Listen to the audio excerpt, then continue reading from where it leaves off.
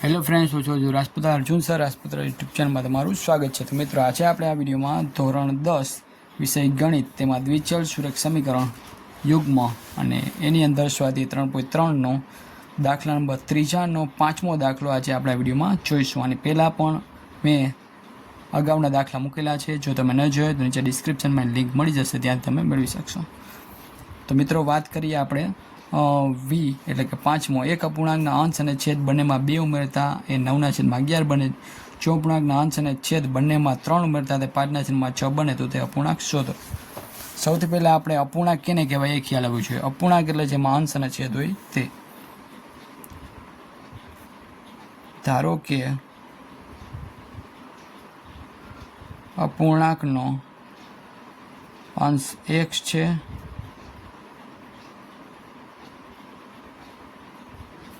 અને છેદ y છે. તેથી હવે અંશ અને છેદ બેમાં 2 ઉમેરવાના છે. અંશમાં 2 ઉમેરતા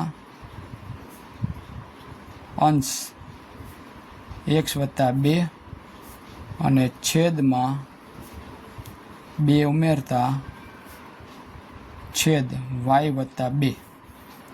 હવે x + 2 અને અહીંયા આવશે y + 2. શું મળે છે? 9/11. એટલે અહીંયા આવશે 9/11. 11x સાથે ગુણ એટલે 11x, 2 એટલે 11 × 22, 9 × y એટલે 9y, 9 × 18. 9y ના બાદ લઈ લો એટલે માઇનસ થઈ જાય 18. 22 × 14 માઇનસ થઈ જાય. 22માંથી 18 જાય એટલે -4. 11x - 9y બરાબર -4. 11x બરાબર -4. ઓછા 9y ના બાદ લઈ લો વત્તા થઈ જાય. x બરાબર -4 + 9y. 11 લઈ લઉં નીચે. અને અહીંયા આપણું આ થાય સમીકરણ નંબર 1. ચલો, હવે શું કરવાનું છે? બીજું સમીકરણ ગોતીએ.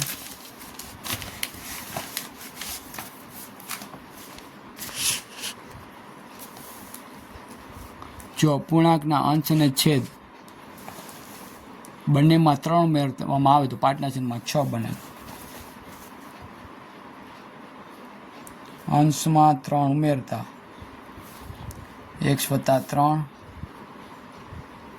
છેદમાં 3 ઉમેરતા y + 3. x + 3 અને y + 3. અહીંયા આવશે 5/6.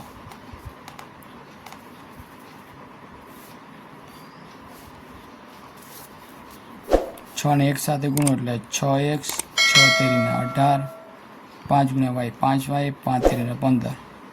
5y આ બાજુ લઈ લઉં માઇનસ થઈ જાય. 15 18 આ બાજુ તો માઇનસ થઈ જાય. 6x - 5y, 18માંથી 15 જાય એટલે -3. આને આપણે કહીએ સમીકરણ નંબર 2. હવે જે આપણે પહેલા સમીકરણની કિંમત લીધી હતી ને xની, એ આપણે બીજા સમીકરણમાં નાખવાની જોઈ રહી. -4 + 9y/11. -4 + 9y/11. -5y એમનેમ અને -3 એમનેમ. 6 × 24, 6 × 9 = 54y, 5 × 11 એટલે 55y, 11 તેરીને 33. 54માંથી 55 જાય એટલે -y બરાબર -33. 24 ના બદલી લઉં પ્લસ થઈ જશે. -y એમનેમ. 33માંથી 24 જાય એટલે કેટલા આવે? 9.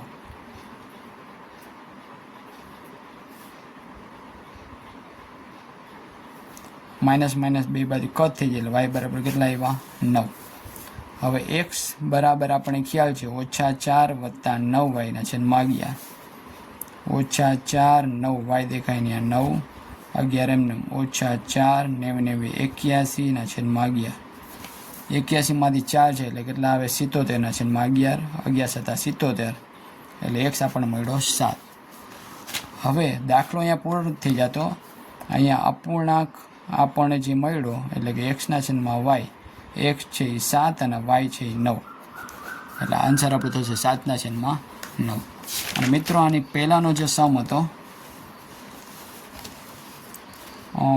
IB વાળો, એમાં 25 કિલોમીટર મુસાફરી માટે કેટલું ભાડું ચૂકવાય? તો આપણે જો શું કરવાનું છે, એક્સ વત્તા કેટલા કીધું છે, 25 કીધું ને, 25 કિલો, 1 કિલોમીટર માટે વાય અને 25 કિલોમીટર માટે 25 વાય. એક્સ એટલે 5, 25 વાય એટલે 10, 5 અને 25 દાણ 250. 250માં 5 નાખવું એટલે કેટલા થાય? 255. અહીંયા આવશે જવાબ. શું આવશે? 255 રૂપિયા ચૂકવવું પડશે. રેડી?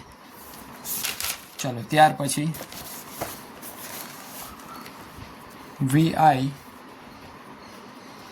5 વર્ષ પછી જેકબની ઉંમર તેના પુત્રની ઉંમર કરતાં 3 ગણી હશે. તો પહેલાં શું કરવાનું? જેકબની ઉંમર ધાર લેવાની. ધારો કે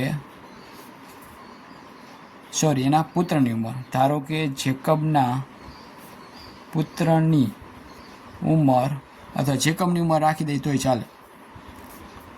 હાલો, જેકબની જ રાખીએ આપણે, બરાબર છે. ધારો કે જેકબની ઉંમર, ધારો કે જેકબની હાલની ઉંમર x વર્ષ અને તેના પુત્રની હાલની ઉંમર y વર્ષ છે, બરાબર. હવે શું કીધું? 5 વર્ષ પછી. તો 5 વર્ષ પછી બંનેની ઉંમર આપણે લેવી પડે. લખવાનું 5 વર્ષ પછી જેકબની ઉંમર x વત્તા 5 અને તેના પુત્રની ઉંમર y વત્તા 5. હવે બેની ઉંમર લઈ લેવાની, x વત્તા 5 અને અહીંયા આવશે y વત્તા 5. જેકબની ઉંમર જે છે એના પુત્રની ઉંમરથી 3 ગણી, એટલે અહીંયા આપણે લેવાના 3. x વત્તા 5 એમને 3 ગુણ્યા y એટલે 3y, 3 5 અને 15. 3y ને આપણે લઈ લો, માઇનસ થઈ જાય 15, 5 આપણે આવે માઇનસ થઈ જાય 15 માં 5 જાય એટલે 10. x ઓછા 3y બરાબર 10. એને કહીએ છીએ આપણે સમીકરણ નંબર 1. હવે 5 વર્ષ પહેલાંની વાત કીધું છે, એટલે x ઓછા 5 અને એના પુત્રની ઉંમર કેટલી થશે? y ઓછા 5. આ જેકબની ઉંમર અને ત્યાં એના પુત્રની ઉંમર. અહીંયા આપણે લખવાનું 5 વર્ષ પહેલાં. વર્ષ થશે. હાલો, અહીંયા હવે x ઓછા 5, અહીંયા આપણે લઈ લઈએ y ઓછા 5. જેકબની ઉંમર એના પુત્રની ઉંમરથી 7 ગણી, એટલે અહીંયા આપણે લેવાનો 7. 7 ગુણ્યા y એટલે 7y, 7 50 ને 35. x 7y ને આ બદલે લઈ લો, માઇનસ થઈ જાય ઓછા 35, ઓછા 5 આ બદલે લઈ લો, વત્તા 5 થઈ જાય. જો તો ઓછા 5 માં 5 એટલે કેટલા? 30. x ઓછા 7y બરાબર 30. આને કહેશી આપણે સમીકરણ નંબર 2. ચલો, હવે શું કરીએ? x ને એકલો કરું, 10 એમને 3y ઓલી બાજુ લઈ લો, કેવા થઈ જાય? પ્લસ. હવે એને આપણે અહીંયા નાખવાના છે. x દેખાય અહીંયા 10 વત્તા 3y ઓછા 7y એમને અને ઓછા 30 પણ એમને. 7 માં 3 જાય એટલે ઓછા 4y ઓછા 30 વત્તા 10 છોડ બચાય તો ઓછા થઈ જાય. 30 ને 10 કેટલા થશે? 40. ઓછા 4y બરાબર 40, તેથી 4y બરાબર 40. y ને એકલો કરું, 40, 4y છે નીચે, 4 દાણ 40, તેથી y બરાબર કેટલા આવ્યા? 10. એને આપણે મૂકીએ આમાં.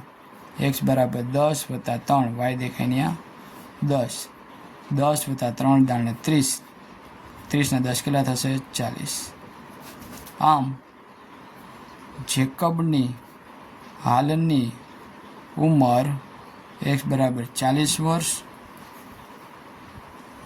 જેકબના પુત્રની હાલની ઉંમર y બરાબર 10 વર્ષ થશે. ખ્યાલ આવી ગયો?